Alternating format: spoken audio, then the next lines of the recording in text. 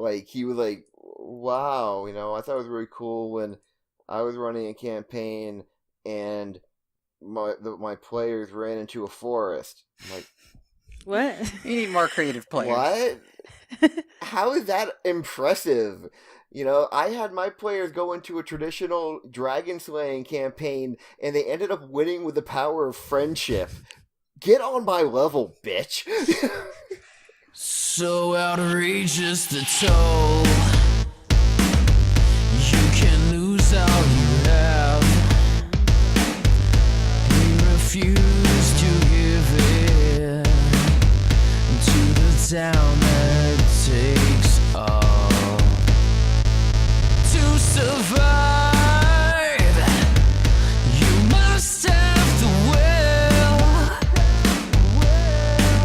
How this movie doesn't end the way we want all the time. And he shouts at the moon. She's gone. Fears will come. He was walking a mile.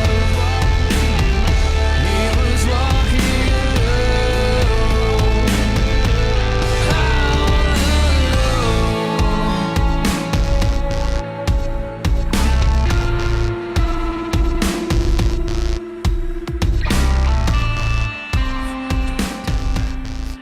By the way, you know what I found out through the years, not years, shit, I feel like years now, the 4 months I've been working at my new job. Did you know that a lot of German beer steins that have like numbers such and such out of 1,000 and they're limited edition and look all special aren't worth shit on eBay. I was really disappointed. Apparently, Germany has just flooded the beer stein market to the point where, like, German beer steins are about as valuable as, like, a fucking McDonald's Happy Meal. I mean, you gotta explain to me what a beer stein is. I don't know what that is. It's almost... no, it is October now, so Oktoberfest. You can market them as that. A stein, the big ceramic mugs with a handle, usually with a pewter cover. Uh-huh. Like a metal cover that, like, has, like, a hinge and opens up. Oh, okay. That's a beer stein, yeah. Why? They're apparently all over the damn place. We get, like, crates full of them, and I have to research every goddamn one to find the one that we might be able to sell for more than $15. You drink out of, beer like, out of things made of stone? Well, they're made of ceramic. Oh, ceramic. Not really stone. Okay. Why though? I don't know. You're the one that lives next to Germany. Yeah, but they drink out of glasses. Apparently, they sell steins, though, to all the American tourists, and then they turn around and Yeah, that explains it. Can't figure out why no one wants to I buy have them never on eBay. heard of that. That's sorry. why they're not worth anything. They sell them to the tourists. Why would you do that? That's way too heavy. That doesn't make any sense. So you can clink them even harder. But they break? Not really. They would break. Yeah, they chip and break. That's the problem. Okay, yeah. And then you give them to the What tourists the so they can get beer all over themselves and then have to go buy new beer. And also, those are like such a pain in the ass to wash because with the cover, they won't sit in a dishwasher right. I mean, the covers are a thing, but you guys think that's a thing? I don't think. I mean, they're probably drunk when they buy them. That's like, what are you going to tell me next? That, like, y'all aren't wearing lederhosen, like, 24/7? Oh, no, we do, but that's beside the point. They're just comfy. Actually, though, just to bring everything full circle, I did want to share one picture before we officially begin officially, because this is one of the best things I've ever seen, and you were talking earlier about how to get references, they really should just be Harry Potter references. Mm-hmm. So here is the a thing I first saw last week, which is just beautiful. Official concept art from Harry Potter and the Goblet of Fire. Yeah, I had to look for that one because you talked about it, but you didn't post it. So I wasn't gonna put it in the goddamn Discord. I'd have to ban myself. Oh wow, that is so great. snake titties. I love it. That's so awesome. Hashtag goals. Someone took the line.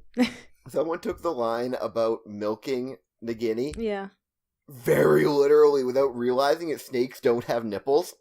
That is so And nice. that milking a snake means gathering the venom. And that Voldemort, as a weird, whatever he was, like, fetus thing, would drink snake venom. Someone went to all this trouble and made this amazingly beautiful painting that probably took weeks to make Mm-hmm. of weird fetus Voldemort sucking on some snake titties. But judging by the color they did it in, it's supposed to be like a horror picture, from what I can tell. Well, yeah. I mean, But they did it in mean- that kind of creepy brownish red. Well, I think, like, everything that's, like, from any of the Death Eaters families kind of has that tone to it, you Mm. know? Yeah, like very heavy shadows to the picture. They knew enough about snakes to make it look like a perfect snake, so I assume this is intentional. Hmm. Horror Yeah. imagery. This is my But new the gr- wallpaper. And they knew that Nagini was a girl from Yeah. way back then. But the great thing was, this isn't just rejected. This was in a fucking, like, official book. Like, an official, like, artwork of Harry Potter book that was put out. Mm. Yeah, you know, for the kids. Well, I mean, it gets those fetishes started early. You know, that's my fetish. Specifically, what's going on in that picture Yeah, we'll just is my fetish. get some people to become scalies. It's a terrible fetus abomination monster sucking on a snake tit. Mm. That's It was exactly from- what gets me going. It was from a book you could get at the London studio tour for the Harry Potter movies called Harry Potter Page to Screen, The Complete Filmmaking History. My God, this is so awesome. So that's, like, legitimately put out by the fucking production company. You're gonna fuck the fucking veins on the tits. I guess it's the United Kingdom. They're not as, Squeamish. yeah. Those are some veiny titties, though, you're right. They don't freak out as much when they see a tit as they do in the United States. Oh my god, look at Voldemort's eye, though. My God. He's, like, side-eyeing Nagini as he's sucking on her titty. Yeah, this is not feeding, you guys. He's not breaking eye contact. I mean, he's making sure that it's good for her, too. Hmm. He's just like, I can imagine he's going like, Jesus Christ, did you come yet? Fuck! This is the best picture in existence. I hope everyone who sees it in the thread enjoys it. Mm. Is it going to be the title card? No, With a no, lot I of don't wanna censor get- bars. I don't want to get, like, banned from all of everything. Put it as the title card, but do one of those creative censorings where he's sucking on, like a baby bottle that's coiled around the snake. You just I mean, paint I have over to the image. censor him somehow as well. Hmm. Because that's one giant I mean, thing that shouldn't be seen. his private parts are covered. Oh, It's no. so- Instead of so great. make it so he's like blowing up a balloon, so you can have it like he's holding it, with his hands in the same position, but it's a balloon and his lips are blowing, and it's just a snake. And I on put his lap. Eliza's head on Nagini. Sure, yeah, Yeah? yeah, and put its head Because on. we need a connection to this actual podcast that we're doing right now. Yep, yeah. Color over Voldemort's head so it's its face with the nose, and he's blowing up a balloon in his hands, and it's Eliza's face on the snake. This is the least sense we've ever made. Alright, now that I've definitely reawakened your need to have sex with snakes, Hmm which is good. I mean, I want to, but she's not, she's not taken to it. basically asexual and has a complex history that's part of her backstory that's never come It's up. alright. I don't want you either. Fuck you.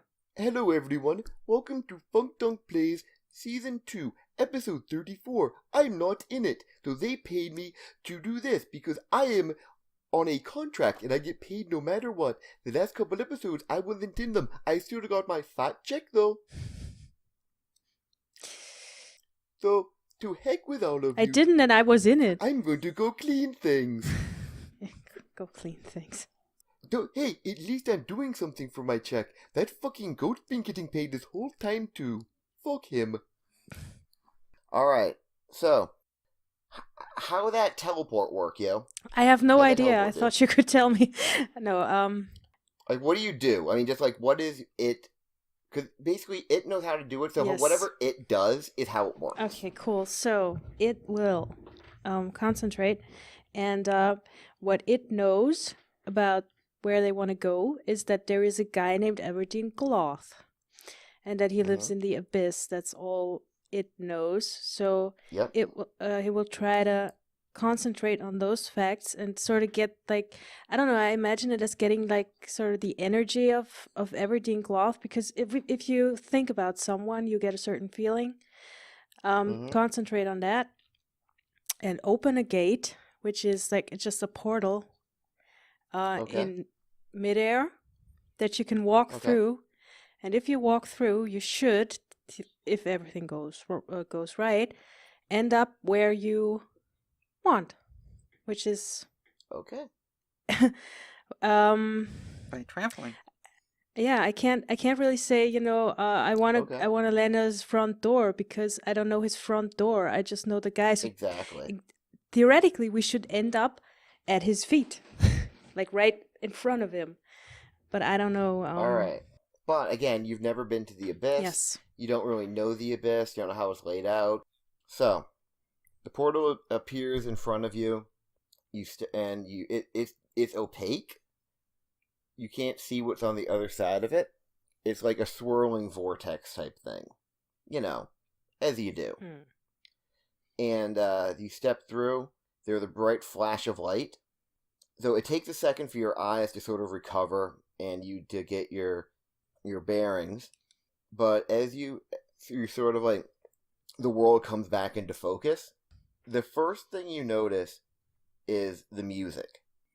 There's no vocals to it, and no instruments you can really place off the top of your head, but it's got a sort of a benign, sort of very blandness to it.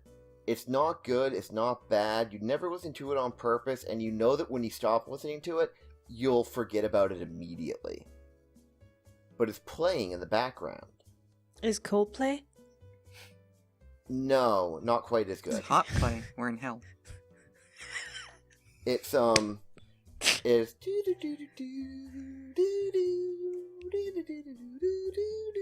very boring, generic background. Elevator music. Yeah. Basically, is what it kind of sounds like. I didn't want to use a word like that. Yeah, it's slanderous to elevators. Yeah, but it's basically generic music type Yeah, stuff. we don't want to insult the elevators who are listening to this podcast. Right, exactly. Because, Gary the Door has some friends who he's been trying to get to listen to this podcast. And a couple of them were elevators, is all I'm saying. And you don't want to bring an elevator down. Maybe you should get better taste in music. Thank you! I'm here all week. Boo! As your eyes sort of readjust and you can kind of see where you are standing in a sort of a wide, low-ceilinged room inside a building. The floor is made up of it's not hardwood, it's not anything like that, it's not regular carpet though. It's almost like, it feels like the ground itself is made of fabric, which is weird. It's definitely not a rug, but it's like the ground is made of fabric. And all around you there are, lining the wall, are chairs that all have, they have fairly decent padding built in. And after a few chairs is a low table with what looks like a few pieces of like pamphlets or like boring reading material type stuff. Like nothing that looks particularly out there or creative. Around each corner of the room are large potted trees, which again does seem a little bit odd. And directly in front of you is a wall with a window cut out of it, which is probably about 3 feet by 3 feet, and has looks like a glass partition blocking you, but there's a little gap near the bottom of it where you would theoretically be able to slide stuff, I guess. and above it is a big sign that says, "Welcome to the Abyss. We're not as bad as you might have heard. Level 1, Bureaucratica." Oh, fuck. Promising. And behind that window, sort of thing, there's a woman sitting in a chair which both swivels and rolls. Pretty dope, I thought. Creative DMing right there. And she looks to be a normal human, with the exception of she also looks to be having horns sticking out of her head, but not very big horns. But other than that, she just looks like a human with little, maybe 2-inch long horns. Oh. And she has a pink sweater with some kitty cats around the shoulders. Yep. And if you happen to look, you can kind of look a little around the corner of the window. You can see she has a little sign on her desk that says, "You don't have to be an eternally damned servant of darkness to work here, but it helps." I feel immediately at home. Like me as a person. And there are people in some of these chairs who are like who are just like sitting there. They look kind of bored, but all of them look very dead. Like one of them has a giant gaping wound where his chest should be. Another one is holding his head literally under his arm. Another one is in 2 seats because he was cleft in twine. And his right side and his left side are just like not talking to each other. So they're in 2 different seats looking in opposite directions. There's one person who just looks like... There's like a few people who are just like wicked old. They probably died of old age, I guess, And there's like a couple like little kids, one of whom looks like he just died in a horrible crossbow accident. And another one who, just from judging by how flat he is, a horse probably landed on him. So, people of all ages, all types, and they're all, waiting there, just chilling. None of them look particularly impatient, except for the guy who was cut in half, and I think that's just because he doesn't want to be around himself anymore. Big mood. Yeah. Okay, wait, so are they all waiting in line to check in to hell, or...? No, they're all sitting in chairs. Okay. They're just waiting around in chairs. And there is actually no line right now. I just have one question. Okay. The lady, the receptionist, is she hot? She is fairly average looking. Okay. Appears to be in her late 30s to early 40s. Her hair is a reddish orange. Is done up in a perm. All right. Nope. She has glasses that are they're a little bit like the what's the word for it, where they sort of come to the point at the outer edges. Like hook rim glasses, I think. No. She has those. She's also wearing what looks like fake pearls. Okay, now she's getting less and less appealing. But I will walk up to her anyway, because she seems like a good way to start. Hello. I'm smooth, in case you can't tell. Okay, yeah. Roll seduction. No, I don't. You do have a very high charisma. She looks up at you, and she looks up at him and goes, yes, that new ones. Here you go. She absentmindedly reaches over to her side, pulls out a little ticket, and goes, here you go, your number 37.2. Actually, we are looking for Mr. Gloth. Wait, you're not, Dead? No. You're not dead. You're not dead. No, we're very much alive. Thank you very much. Hoping to stay so. How are you? Wait, you're in reception for Daeth. The sign, see the abyss? It's where dead people go. We're ambassadors from the land of the living. Here to open diplomatic talks. It looks at Elisa. Oh, gee, I don't. She leans over, like, to, you can see, like, as she's, like, trying to go to a different, like, cubicle to, like, whisper at someone, and she's like, is it really hold on, let me call my boss. Sure. She picks up, it looks like a weird rod with circular things at each end, and it appears to be connected by some sort of a rope to something out of your view.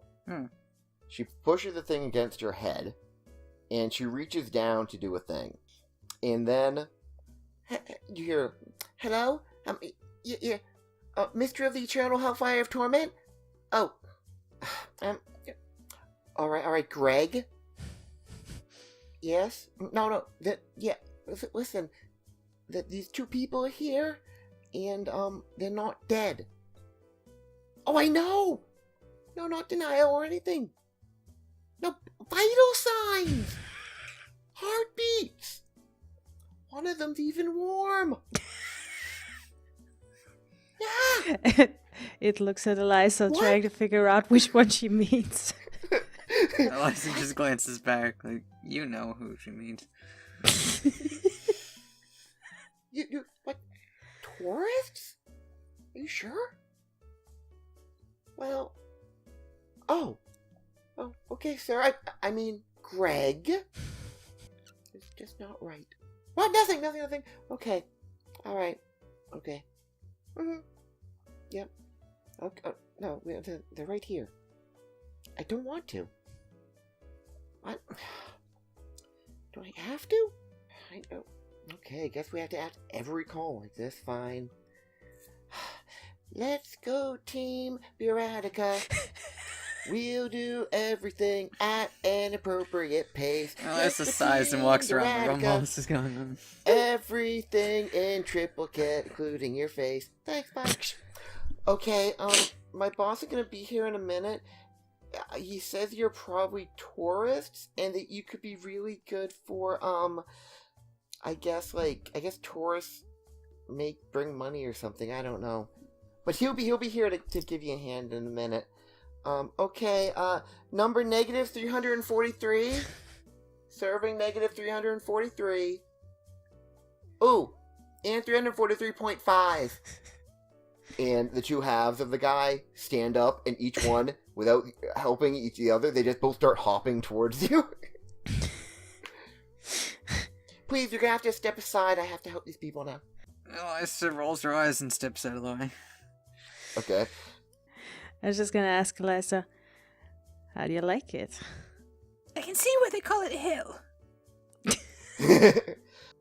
A door that you didn't notice before because it really blended in to the wall and doesn't have a doorknob on this side. And there wasn't even a crack. And this might be magic. Not saying it is or isn't, but it might be. Suddenly opens on that same wall, but like off to your left. And going through the door sideways is... Okay, remember how I described the Donkey Kongs as looking like they skipped leg day? Because they were all upper body strength? This is the opposite? No, this is that taken to a ridiculous degree. Where's the love for giant legs? He has tiny little goat legs. Aww. And because he's a demon, and demons tend to have goat legs sometimes. You can see because he's not wearing loafers, he's wearing like pants, like dress pants, but no shoes because he already has hooves. But they're shined.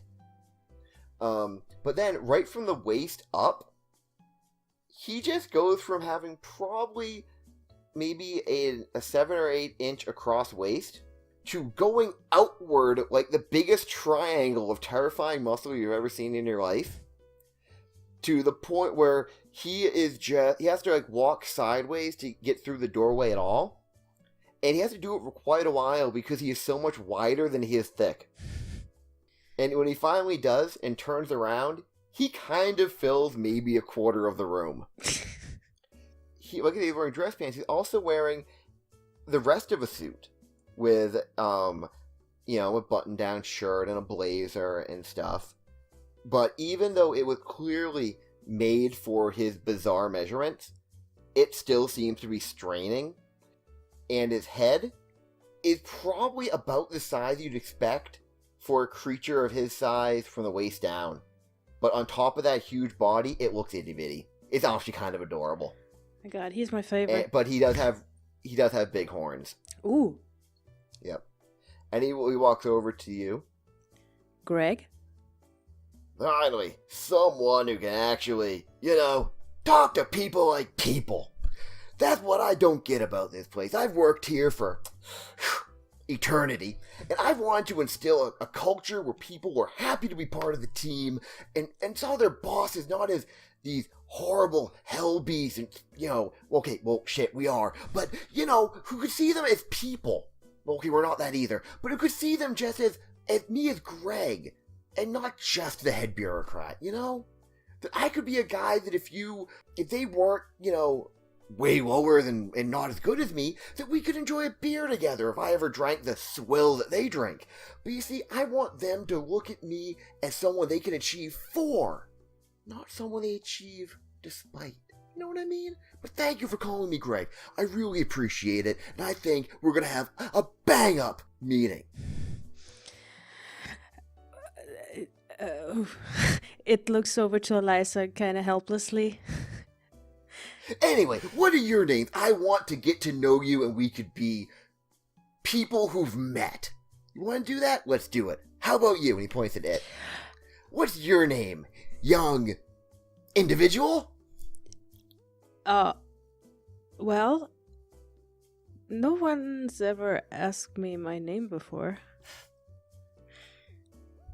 Are you sure you're immortal and not, say, a magical construct that was just brought into existence by, say, a mad wizard? You know what? I'm not entirely sure. Well, they usually don't have names, that's why I asked. But listen, I am not trying to be judgmental, and I'm definitely not trying to discriminate against you based on your origin. Because that would be against rule number 73 in the employee handbook, which I handed out to everyone, and he glances over at the desk, at the window.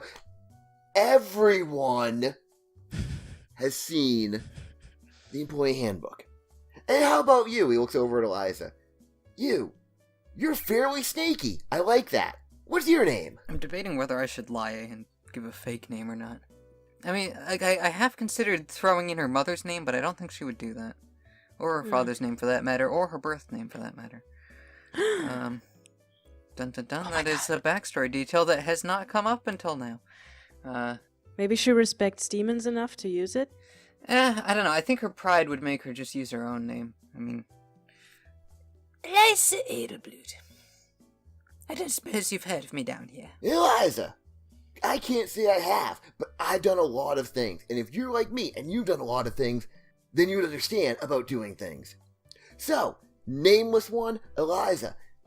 I find you're here and you're both not dead. That's really interesting.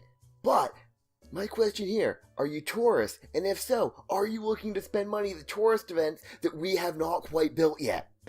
Perhaps not Well, first- events, but maybe information. Sorry to cut you off there, nameless one. Yeah, nameless one, what were you about to say? I need to hear this. This could be important synergy opportunity for us to perhaps network our different constituencies. Okay? I just wanted to mention that we've sent a lot of people your way. Both of us. I don't know if you consider that Are a you good talking thing. about... Oh, wait. Are you signed up for the Refer a Friend program? If you are, you could be in the lineup for a serious bonus. But you have to be an actual employee to get it. Now, we have had quite a few new hires recently, but none of them mentioned a snaky lady named Eliza or a person without a name as the people who suggested them for hiring. Could you give me a list of names of people you suggested to come to apply here? Then, you know what? I can interview them later on. We might be able to get a bonus check sent to you. I don't think we need a bonus, we just need information. We're looking for someone. Is that a way of saying that you're interested in the lovely, the natural beauty So we of were saying bureaucratic- that we are interested in finding a particular someone, and if you're looking for money, yes, we can pay you to help us find this someone. I was hoping you'd be more willing to pay me, or not me, us, for the natural beauty of Bureaucratica. Do you know that We we can have discuss that the world's after we largest found the water person cooler? we're looking for. Well, who are you looking for? Oh, I was just gonna glance over at it. Everything cloth. Oh, I was hoping you were looking for someone here. It's not part of your team, then.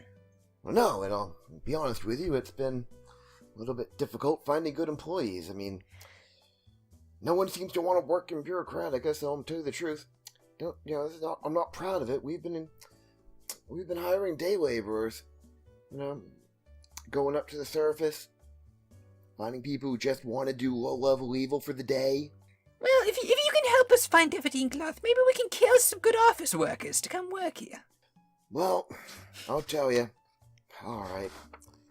Gloth, he lives in Libranthium.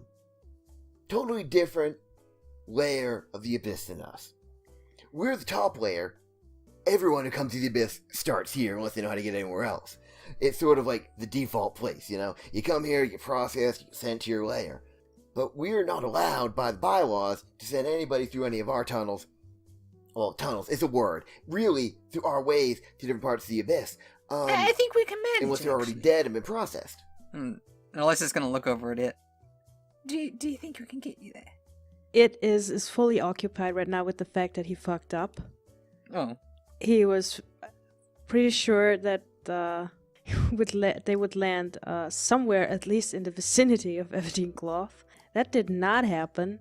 No, it didn't. It did not. Because everyone automatically comes through Bureaucratica. Yeah, I mean, we're in a layer of hell. Maybe now we can use the warp whistle to get to World 8 or whatever. I'm sorry, Greg. Could you tell me again, what was the name of the place where Mr. Cloth lives? He lives in Libranthium. Kind of a boring place. A whole bunch of, just a big library. I know, it's in the name. Apparently, they don't like you running in the hallways. You gotta keep your voice down and no eating at the desks. You know what? Those are the same rules I have here, so I cannot judge him for them. Well, thank you so much. Yeah, we'll burn down an office in your name. Yeah, I mean, if we come across an office building full of enthusiastic employees, we'll lock the doors and set it on fire. I think that's good enough. I think that's sort of a deal. Yep. Is that what you tell him? Sure. Yeah. Oh, no, that would not work. It wouldn't be good because they would just come here as dead people. We're not allowed to employ the dead. It's a rule. What you really want to do is, the locking the doors, that's a great idea. And then you threaten to kill them unless they denounce all their gods and vow to worship darkness. Then you send them here. That could take a while, but sure, I'll try to work it out. Yeah. You strike me as someone who could easily strike fear into the hearts of innocent mortals. Oh, well, thank you. Cool. Listen, if you can't, I'll understand. I'm not a slave driver. I'm just a demon. But, I give him finger guns. He finger guns you, but they're, gigantic, so they're more like finger cannons.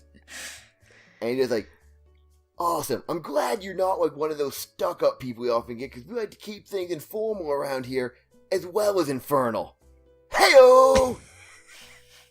And you hear, the most forced laughter coming from the other side, ha, ha, ha, ha, ha, ha, ha, ha, ha, from the employees. See, everyone loves that joke. It's one of my best. Well, Greg, we don't want to keep you from your busy schedule any longer. Thanks again for indulging us. My pleasure. It's great to meet new people. And listen, if you're ever looking for an eternity of mindless drudgery, we could be your lads if you want to be ours. And just remember, don't be a stranger out there, because eventually, everybody comes through here. Bye! And he disappears in a puff of smoke. Great guy. All right. It is a little insecure now, because that was not what he expected, but got a soldier on. But he did get everyone to the Abyss. I mean, come on. Yeah, but, maybe that's just my perfectionism. I will gather myself again and try this one more. And this time, concentrate very hard on the actual place name. Libranthium, was it? Vibranthium. Yes. Okay, so what I'm going to need from you, first thing, is $500,000 in unmarked bills. Me too. What I'm going to want from you actually is an Arcana check. All right. 17. All right, you have a fairly good idea of it. You kind of figure that the Abyss is actually layered, kind of like an office building almost. You're not thinking of it as an office building. You're thinking of it as just layers one on top of the It's an other. upside down office building. Yeah, that like each layer is the first layer, and then below it is the second layer, below it is the third layer, etc., etc. But you kind of like you kind of get this in your head of this is how it's set up, and in a way, you feel like you're remembering this, like you kind of knew it, but it also is just hazy and weird. I'm gonna need you just to tell me high or low. Low. Going lower. Okay, roll a d10. I will not. 1? That's not a botch. No, it's not a botch. It doesn't officially count as a botch, because it wasn't a d20. Here's what actually does happen, though. Because you're already in level 1 when you cast the magic. You cast the portal spell, and as you're trying to walk through it, you start getting these weird invasive thoughts. And all you can think of is, I'm doing it wrong. I'm an idiot. How am I fucking this up? But at the same time, it doesn't feel like you're even thinking these thoughts. They're really invasive. It feels like they're coming from somewhere else. Everything goes haywire for a second, and the two of you are standing in a field.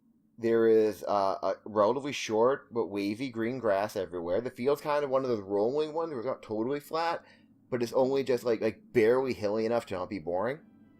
There is, the sky, what you can see of it is relatively blue and normal looking. But immediately, you realize that you can only see about half of the sky.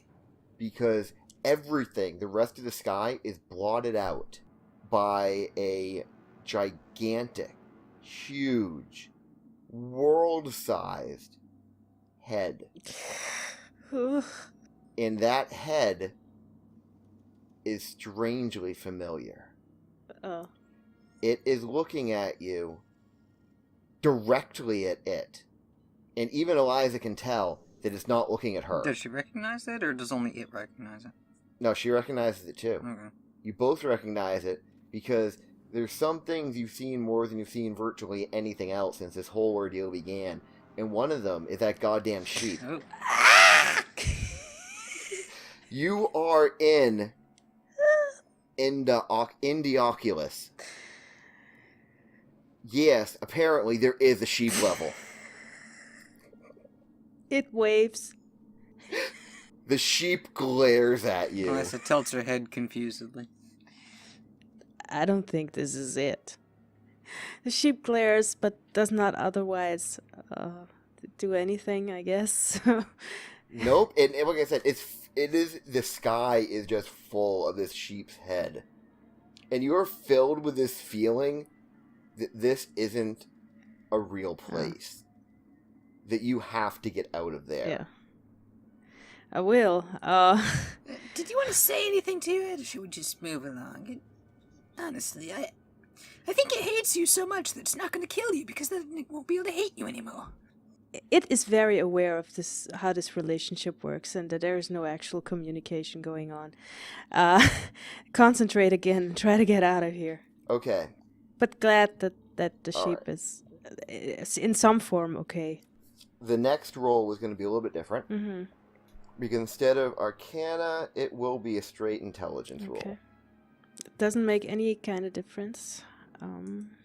Crit? Crit. Okay.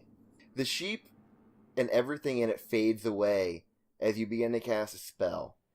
The two of you walk through the portal, and when you step out, your feet crunch on the ground. And looking down, you notice it's a blasted red wasteland. Much like, it almost looks like the surface of Mars from the Mars rover stuff, just rocks and a few scraggly, eternally dying trees.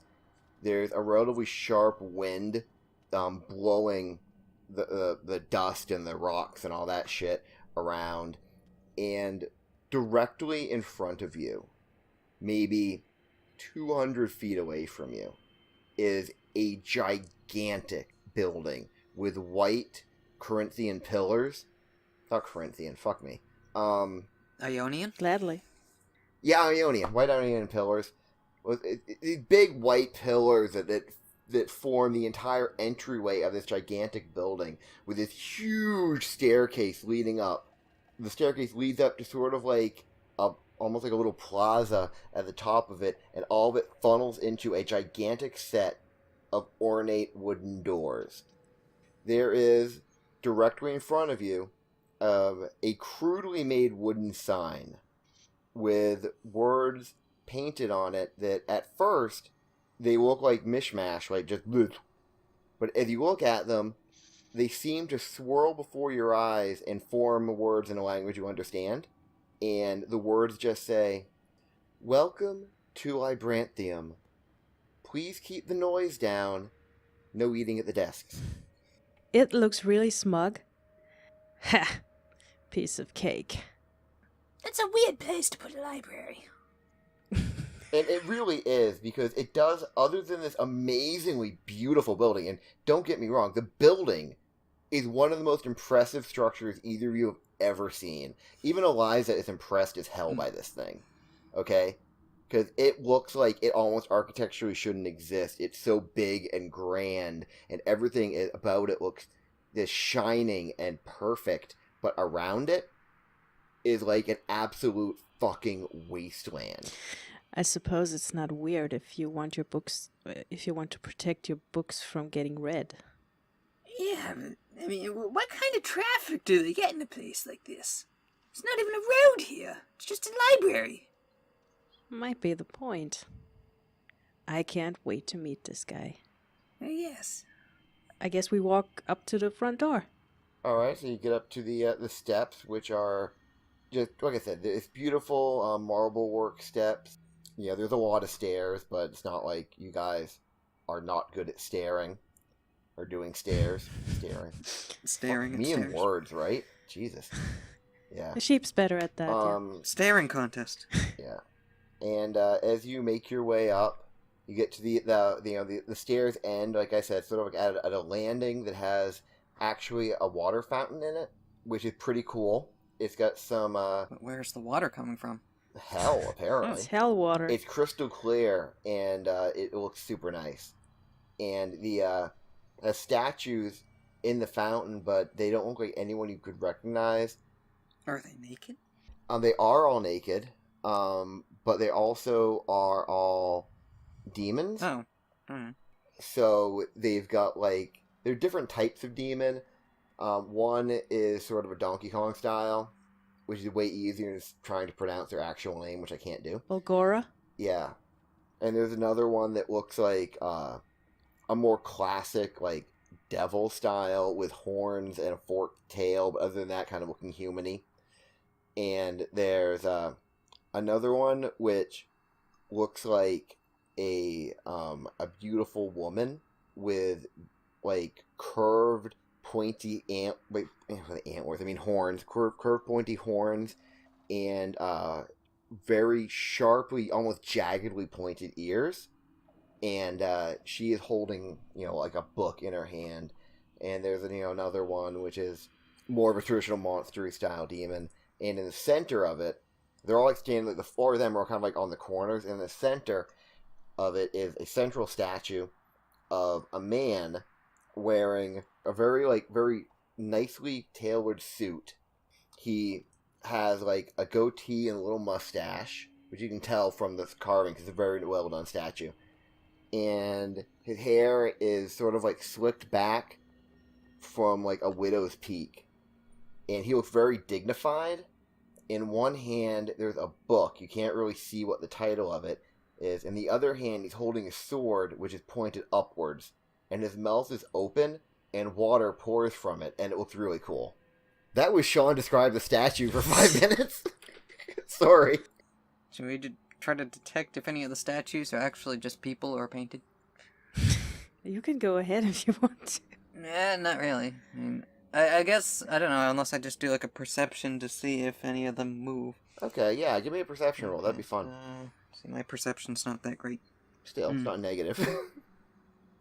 You are convinced they're fucking moving. I keep an eye on those I statues mean- if I were you. They seem suspicious. This is the start of Eliza's paranoia. Yeah, she was already paranoid. It's not like you can see them move, but like every time you look away, you swear you see them shifting in the back, like in the corner of your eye. It's like you don't trust this Yeah, fucking if we fountain. don't leave this room fast, she's probably gonna start shooting the statues. Okay. But you're not looking at it. This is still the outdoor room. You know, like the stairs lead to this like plaza on the outdoors, and the actual doors inside are at the opposite end of the plaza, where there are these giant ornate. I guess wooden as we're doors. going through the doors, Elisa will like gesture, point at her eyes, point at the statues. Are you okay? Fucking see you. I think there's something up with those statues. We're in hell. That was way too much description for just some statues. There's something up with them. Are you hearing voices? Not right now. Okay, you go through the doors. Here's my question to you: which one of you? I'm assuming Eliza is the one who enters second. Yeah, keeping an eye on those statues. Keep an eye on the statues. Okay, when she goes through the door, does she take into account closing it behind her? Yeah, we want to keep the statues from getting in. Okay, now how does she close it behind her? What does she actually Like, do? gently while watching the statues. So she gently Yeah. closes it, okay. Alright. Oh yeah, it's a library, no loud The Oh noise. yeah, door? yeah. That would actually be my question. Do you make a big noise when you do this? Yeah, no, But you don't, she's so good. She doesn't Um, want the statues to suddenly jump out and try to... Oh my Yeah. god, this is a thing She now. closes it, and as she is, like, her eyes are just, like, in the last crack, like, looking through it as she closes the door. And then, like, checking the door to make sure it's properly locked so they don't Yeah. open it and come in after we're in here. Well, at this point, you realize that if you opened it from the outside quite easily, it can probably still be opened from the outside, and there are no Just obvious before the locks. door closed, Eliza saw that the big statue guy swing his dick. He's just convinced of it. Mm. Yeah, so I guess she'll look around to see if there's anything to prop in front of the door. Until Shit. Um, convinces us. I mean, if it is moving on, then I'll move on. But Yeah, yeah. otherwise, she's still thinking about these am, statues. Okay. I am not stopping for you damn statues. I'm looking for this guy. Yeah. Alright, now that you're inside the library, the doors are just as impressive from the other side. They're really nice doors, by the way. Thank God you didn't get Gary the door first, because the inferiority complex he would have had if you brought him here. Holy shit! Let's send him pictures. You know, he would not have been able to handle it. Because these doors are way better than him as doors, and he had just identifies as a door, so, would have ruined him. But anyway, the important thing is, when you go in, you are in a gigantic library. The area directly in front of the doors is a roped off semicircle. The kind of like the circle goes away from you, like you're inside the semicircle. To your left and to your right, seemingly going off in every direction forever, are gigantically tall, at least 30-foot tall shelving units full of books. It looks like every book ever written times 40 has to be in here. And then directly in front of you is what looks like a gigantic polished mahogany reception desk. And there is a chair behind the desk, but there is nobody at the desk. And in fact, you don't see or hear any other living creatures, or dead creature for that matter, or any creatures really. The whole place is completely silent, to the point that every time you take a step, it sounds like the loudest echoing thing you've ever heard. Is there any kind of card catalog or thing? I mean, I know we're here to see Everdeen, but there are topics Elisa might want to research if we're here. So just like at a glance, can I see if there's like an organizational system that I could maybe find some stuff? Yeah, just by looking at the shelving each one has, like, it seems to have a little indicator of what's on it a little bit, but it just appears to be letters. Mm. So you get the impression that it's all done alphabetically, either by title or author, but you can't tell which one without actually doing a little bit of looking, like, into the actual stacks themselves. Okay. Is there any other entrances or exits visible? Not from where you are. You do not see any other entrances or exits. Past the big reception-y desk, it looks like more and more shelves. However, off to the right, like right where the shelves begin again, or begin after the desk, there is a space where there's a gap in, looks like there's a gap in the bookshelves to the right. I'll cast spider climb and climb on top of one of the shelves to see over. Okay. So that involves a roll. That's a 29. Okay, let's see, because this will be interesting Mm. to have happen. You're actually casting magic in hell. How much noise is this effect going to make? Mm-hmm. It actually doesn't make, this effect doesn't make any noise, but you have the weirdest sensation that goes through your mind. For a second, you have this knowledge enters your head. Knowledge of late 80s and early 90s West Coast hip-hop. And then, almost as quick as you have this knowledge, just, it vanishes, and for a second it's hit with the horrible, sad knowledge that you forgot about Dre. You gotta be fucking kidding me. No, it's in here. Number 29. You forgot about Dre. You forget about Dre. I cast spider climb again. Oh, you don't like your reaction. It's on the list. You just forgot about Dre. I cannot. I don't even. I mean, I say, even though Elisa could fly up to, look around, I think while you're crawling around the shelves, she's just gonna be, like, skimming, like, the spines of the books to see if any of them say anything about the Nightmare King or about permanent true polymorph rituals. Like, those are the two topics she's most interested in finding out more about. Alright, so we're starting with what Eliza's doing. You very, very quickly get the impression that because these books are not divided up by topic, now that you're looking at them, you can definitely tell they're not.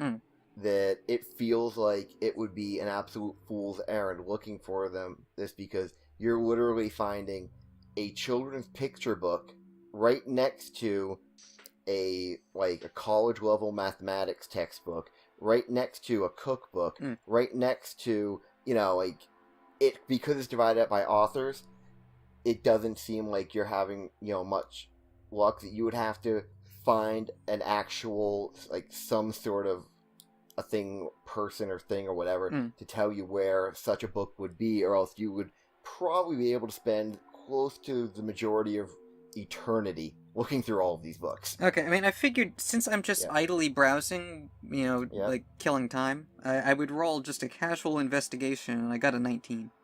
Well, actually, you find a book that looks like it's about existential fairy tales.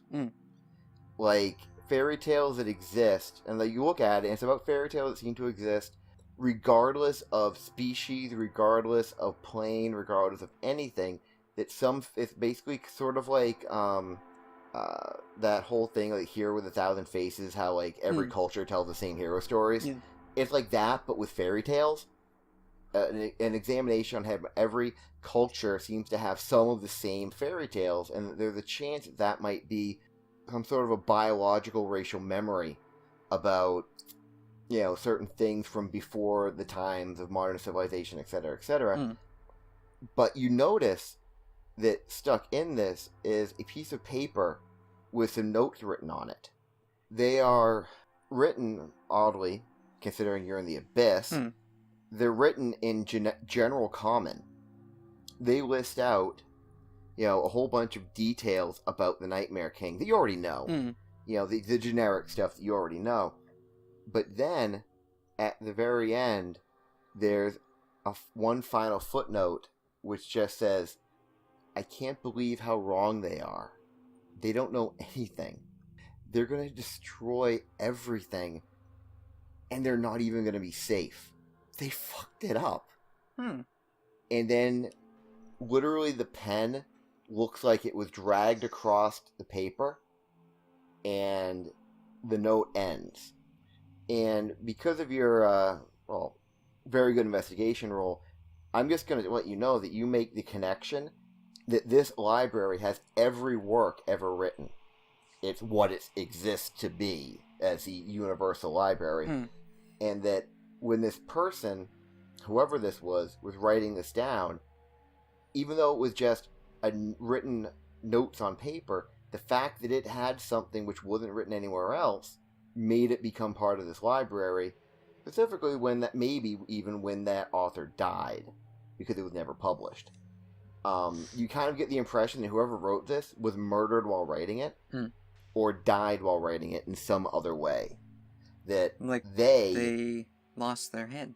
And that whoever it was who thought they understood everything about the Nightmare King and about being safe from it and being able to use it had overlooked something major and were fucking wrong as hell. Yeah, it's a good thing they're dead then. There's like no way of knowing when this was written. Yeah, it might have been another attempt. It could have been another attempt at summoning the Nightmare King, because there is an actual, apparently, a ritual to do it, so theoretically someone's at least tried. So what it do? What that it do, though? So after it forgets about Dre. As his player, in real life, did. I never think about Dre. So Until you were reminded about Dre. I'm ambivalent. Basically. Remembered that you forgot him. I just remembered that I forgot him. I'm looking over the shelves. I like what the rest of this room looks like from above. All right, from up about 30 feet into the air is where the top of the shelves are. You rather quickly realize something, that Shelves. all of the shelves are fit with rolly ladders. So theoretically, you could have just moved a ladder and climbed up. Look. You don't realize that until after you're on top. But you're like, oh yeah, they are 30-foot high stacks of books. Yeah, I guess. Every direction you look except back, it feels like it goes on forever. You can't see any walls except for the wall the door that you came through was built into. So this library is bigger on the inside. Yes. The only thing you see of that looks like not like that is there is the gigantic, big, like I said, big oval desk thing where it's not just like one desk, it's like an oval of desks, with a work area in the middle. And then, kitty corner to the right of that is where you saw there was a gap in the bookshelves. It looks like it is, in fact, a reading area with many tables. Oh. And there is a small table with like a box on top of it. Basically, it kind of looks like almost like a slide viewer. Yeah, I'm gonna check that out. It's the only thing that looks like it's not a shelf. There is a rather lush rug over all the ground. And while there are some tables, there are also just these awesomely huge, comfy leather couches. I'm still very interested in the side slider. Side slider. The slide viewer, basically, yeah. That thing. If you look in, there is a screen. And the screen says, "Welcome to the Libranthium Automatic Card Catalog System, version 0.000000001 beta." And it has options. Option 1, look for a particular book. Option 2, look for a particular author. Option 3, look for a particular subject. Option 4, help. Did I notice Elisa browsing the books earlier? I think I did, right? I don't want to make any noise. It's a library. So I'll shoot her a message and say, if you're still looking for something, I have found something here that might make it a little quicker. Oh, good. The organization system is shit. So I guess I'll levitate up above the shelves to see where you are and then fly over there. I'll point to the thing. Okay, so we'll go to option 3, subjects. Okay. And There is in fact you realize when you look into it, there is a dial next to the box that you can't really look at while you're using the thing. You kind of have to be looking into it. But you notice if you turn the dial, it will highlight different ones of the 4 options, you know? You turn it, and eventually it'll highlight 3, look for a particular subject.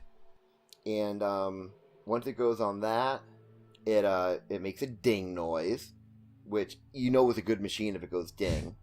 Then the screen goes blank for a second, and it comes back and says, please state subject matter of the book you're looking for. True polymorph permanent ritual. The screen goes blank for a second, and then the words true polymorph permanent ritual appear, and it says, is this your search? Yes. 1, there's the word 1, and then parentheses the number 1, tome discovered. The title of the tome is Hectate's First Level Initiate Magical Primer for Young Children. Oh, fuck. I hope this isn't to tell me it's not possible. Okay, well, before I go look for this book, might as well get all our search information. Nightmare King. Answer not recognized. Repeating question. Do you wish this book to be summoned? Oh, yes, summon that book, and then I'm going to do another search. You said, yes, summon that book, then I'm going to do another search. Is that correct? Fuck this thing. And she's just gonna step away from it and go look for that first book. I will take your silence as confirmation. Retrieving book. Okay, so the book's just gonna fly up and hit her in the face as she's walking up. It's not going to be an instantaneous thing. Even with magic? Even with magic, even in the Tome of Libraries, everything has to take too long. It's libraries. Like, before Eliza said, oh, fuck this thing, I was gonna say she has more respect for the voice recognition software than for humans. As polite as she was to it. Well, it isn't human, therefore it's higher than humans. It's magical in nature and not human. So it's gotta have something going for it, right? Yeah, I'm not sure where machines fall in the Great Chain of Being. Well, they have to be higher than humans. Maybe. At least magical demon machines. Yeah, no, being supernatural does put it a stage higher than basic mortals. Than stinky humans, yeah. So you have stalked off from the computer, you have stalked off from the card catalog machine, and it has initiated the program to retrieve your book. I mean, I guess if I hear it doing something toward summoning the book, I'll just stay around this reading room. Alright, then I'll step up to it. It is retrieving tome 12%, and then it has another option, do you wish to begin another search? Yes. Did you say yes? Yes. And then it gives you the same 4 options, search by title, search by author, search by subject matter, and help. Help. Another options come up. What kind of help do you require? And it has, do you need medical assistance? Do you need assistance using this machine? Do you need guidance to the lavatories? Or all other help? All other help, then. Would you like us to summon a librarian? Oh god, yes, please. It doesn't even finish printing it out. It goes, you said, oh god, yes, please. Is that correct? Yes! Fuck me, yes! Please wait. We are summoning the next available librarian. And almost immediately, because, there's been no noise other than you guys and the machine making weird noises, you suddenly hear footfalls on stonework. They are coming towards you, or at least they're getting louder. There aren't any open flames in this building, obviously. All the light is being presented isn't provided through windows. It is provided by what's known as mage lights. They look like just white globes, like clear globes, that have a magical light source inside them. And you see the shadow begin to be cast from the mage lights. And because of the different lights that are making it, you can't make out the shape of this being, of whatever it is. But it makes Greg, the bureaucrat, look tiny and normal, just from the way these shadows are playing out. It's actually... It doesn't generally get afraid, I don't think. But he's got to be feeling a little bit uncertain about the situation. You know, being in hell and having just summoned the hell version of a librarian. As the footfalls get louder and louder, and the shadow seems to be getting bigger and bigger, and then around the corner steps a fairly tall, I suppose by human standards, but relatively average size by elven standards, young elven woman wearing a sort of a flowing blue dress, which is a dress, but it still looks very, very utilitarian. It's got little pouches on it, and she's carrying a book. This woman walks into the reading area, and her footfalls are immediately cushioned by the really soft carpeting. And she looks at the two of you. Did one of you need a librarian? We did, in fact. Well, what can I help you with? Do you need to know where the bathrooms are? There is an option for that, you know. There was no option for Everdeen Gloth, I don't think. So, sorry to inconvenience you with that, but we need to speak to him. Oh. It. It's very rare for, you know, visitors to talk to, you know, the boss. It's just, I understand that. I could kind of, you know, maybe facilitate if I knew what you were looking for. It looks over to Elisa because he's not sure how much to reveal to this person. Elisa's gonna roll insight to try to tell if maybe this is Everdeen Gloth in disguise as a librarian. You are thoroughly convinced this is Everdeen Gloth in disguise. You should stop rolling. You have never been so sure of anything in your life. Elisa's just gonna side-eye it and shoot a message and say, Careful what you say, I think this might be Everdeen. Before it had the chance to reply, the elven woman looks over at Eliza and sends her a message, which goes, "Shh! We're in a library!" Hey, wait a minute, let me check. I have Thought Shield. It's, thoughts can't be read, psychic resistance, psychic damage. Yeah, my god protects me from you reading my thoughts. What are you doing? She wasn't reading your thoughts, she intercepted the message. Yeah. She basically read your thoughts in its head. Very well, Everdeen. If you want to play it that way. Yeah, well, I know you're a trickster, Everdeen, so... Elisa's still cool. Yeah, this is the Elisa Bad Assumptions episode. There's still... At least those, the statues haven't come in yet. Yeah. So. She's just like, how did you get out of the statue fountain and come over here? Does water still come out of your armpits in this form? Yes, I'm sure the statues were you, too. For all I know, this book that I've summoned is just gonna be you pretending to be a book and making me touch you.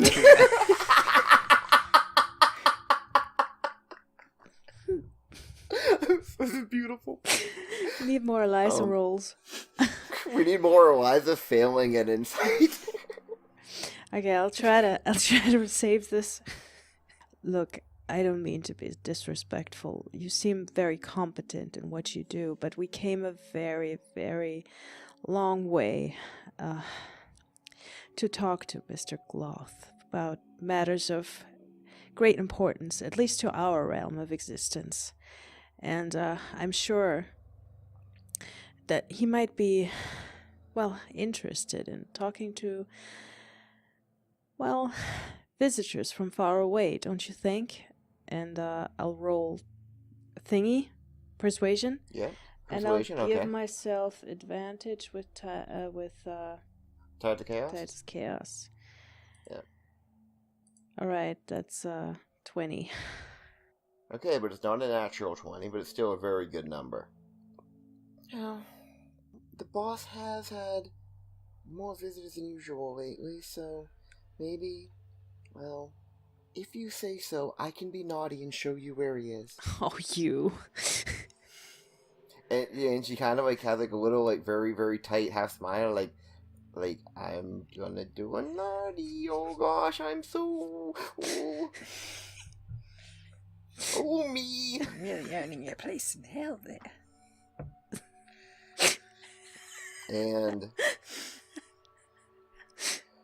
And she goes, you just follow me. Thank you so much. Okay. Has my book arrived yet? Nope. Okay, I guess I'll follow and come back for the book Yeah. later. As you're walking, she just starts leading you down an aisle, and then she cuts across through some bookshelves, and cuts across, and cuts across. Basically, she's zigzagging through the books. And at one point, just almost absent-mindedly, she just reaches up and pulls one off the shelf and puts it under her arm and keeps going. And almost as if like it was just a second nature thing she didn't even notice herself doing. Eventually, you reach a staircase, which she leads you up. As you get up to the landing, because one of those ones where it goes up, there's a landing, and then it goes up the opposite direction. And there's a big window at the landing, and your attention is drawn to it because you can hear stuff happening outside. And if you look out, even just glancing, you'll notice that this window doesn't look like it looks out into the place you were at when you were outside. Because instead of the barren, like, Martian hellscape, it looks like a very well-manicured military parade ground, surrounded by what look like the buildings of, like, a military academy, almost. And what you're hearing, if you, like, even just stop for a second to listen, is you can see out the window giant formations of, well, they look like demons of some kind, but far more like the human-shaped demons than anything else. And they're all wearing, to a person, very conservative, look like gray woolen blazers and skirts. And as they are walking in marching in military formation, what you're hearing is them calling off their steps. But it's like, shush, hush, shh, shh, shh. Oh, God. Shush, hush, shh, shh, shh. As they're marching. No. And eventually, you come to just a door in between bookshelves that has on it a very small brass nameplate. E. Gloth, head librarian. I mean, it's a library, yeah. Does she go in, or? Nope. She, kind of like, indicates the door, and then does like a little shush thing, like where she puts her finger to her lips and goes, shh, like kind of like, don't tell anyone I was here. And as she's about to like shuffle off, she stopped for a second, and the book she pulled out of the shelves earlier, she hands to Eliza and goes, oops, sorry, I forgot to give you this. And then she like shovels off and she's gone. And you don't even hear footsteps once she turns the corner, there aren't even any footsteps anymore. Okay, so I guess I am assuming this is the book? Yep, it is Hectate's first level instructional primer for young children. I will knock, but very, very quietly. Like. Okay. You knock on the door. It actually kind of swings in a little bit, which is weird because it didn't look open. It looked like it was closed and it would have latched. But then you kind of notice even though there's a doorknob, there's no latch mechanism. You step in and it's actually a relatively small, modest office with, a few, like, no bookshelves in it, oddly enough, but there are, like, some of those wooden, like china cabinet type things where there's, like, shelves and, like, really pretty things in them. And there is a relatively decent-sized desk with some paperwork on it, and a few chairs in front of the desk for, like, I guess, people to sit in. There is one door to the left, like next to the desk, kind of, and there is a little bell on the desk. By the time you hit at the top of it, it goes ding. Mm-hmm. From the door to the left, like, you couldn't hear it until you enter the room. A noise that sounds like an extreme, in varying in pitch buzzing, like noise coming from there. Almost like an electrical type buzzing. You don't know what electricity is, but, you know, if you did, that's what it would sound like. And just this awful screaming. Is that Hellforge? Screaming and buzzing, screaming and buzzing. Ah, Sean, no. What? No screaming and buzzing, please. Please, no. No, I don't want to see this. You wanna go check that out while I wait here? I guess I could watch some good torture today. That's what it is, surely. Yeah. So I guess I'll open the door. The door is fastly locked. Shrug and go back to my book. It's locked. I admire your enthusiasm. I guess I will ring the bell then. Okay, the second you hit the bell, the noise stops. Yeah. Like, God. immediately. Like as if the bell was connected to a TV. Literally, that's how quickly it ends. And then there's not even any residual buzzing or whimpering or screaming or anything. Door opens, and something which you might not have even believed you could have seen before in your life walks through that door. An elderly elven woman. Wow. You'd always heard that elves are young until they die.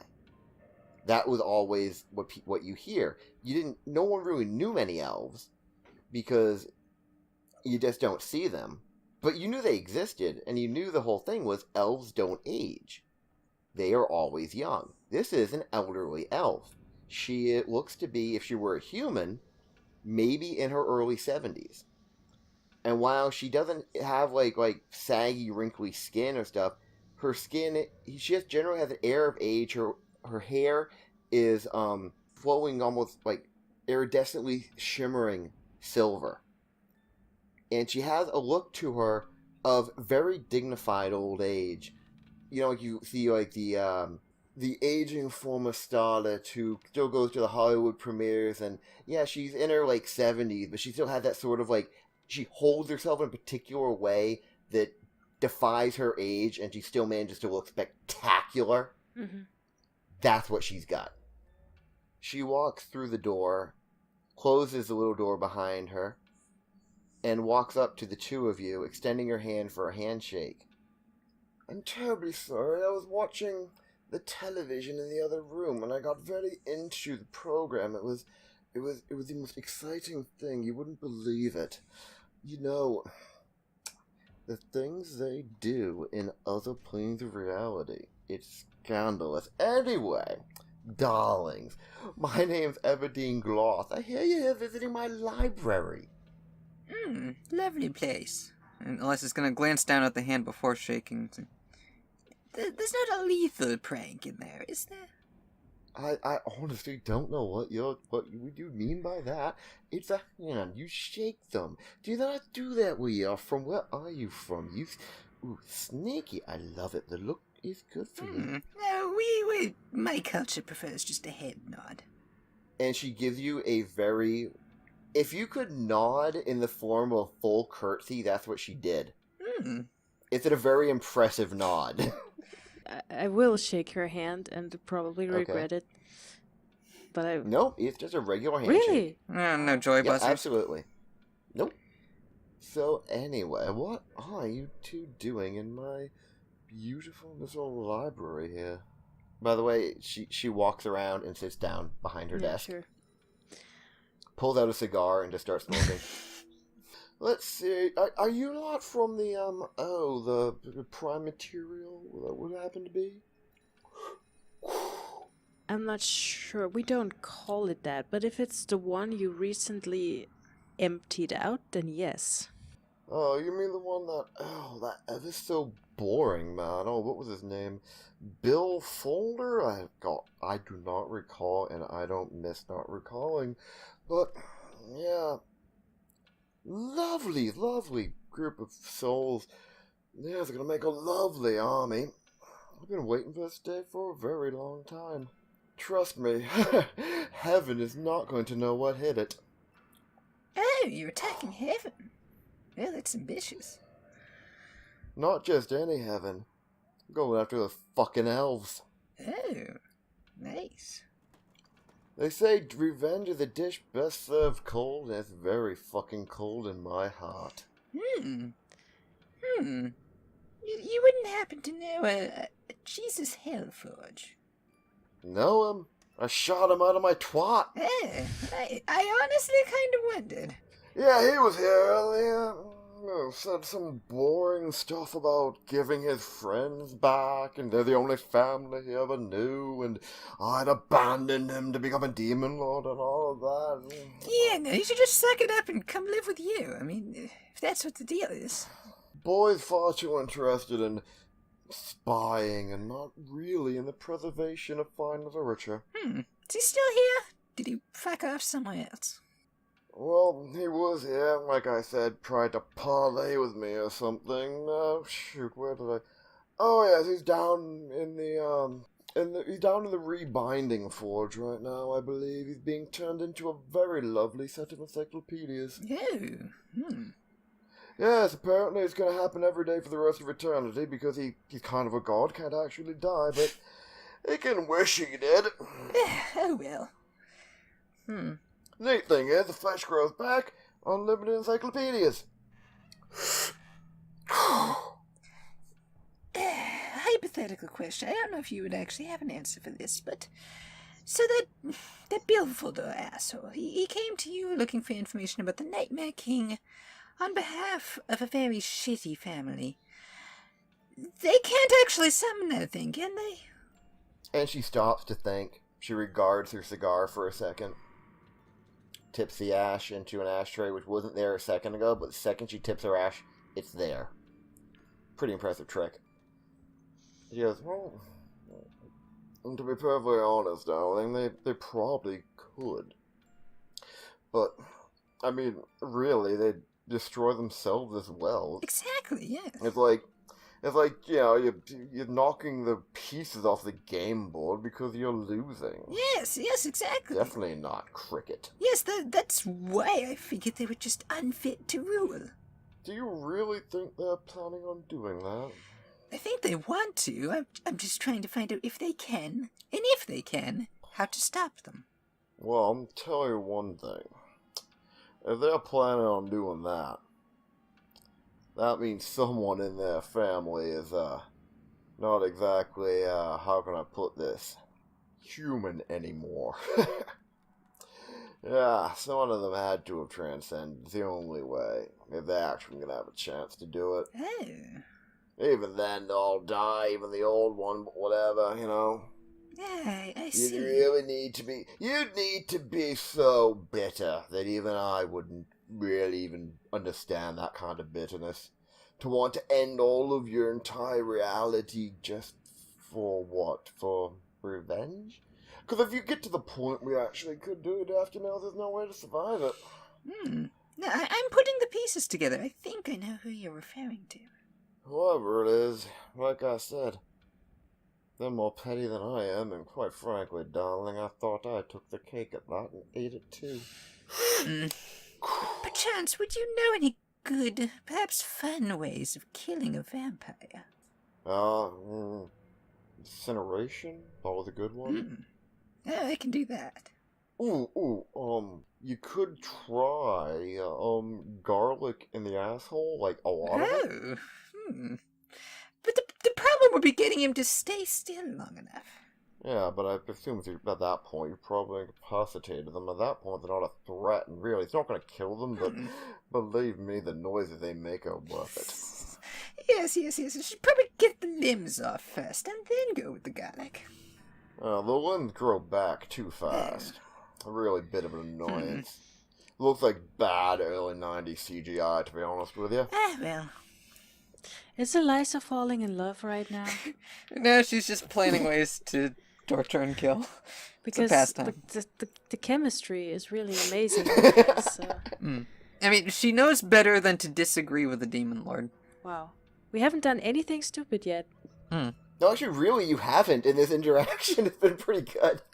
I hope we can change that. So outrageous to toll. You can lose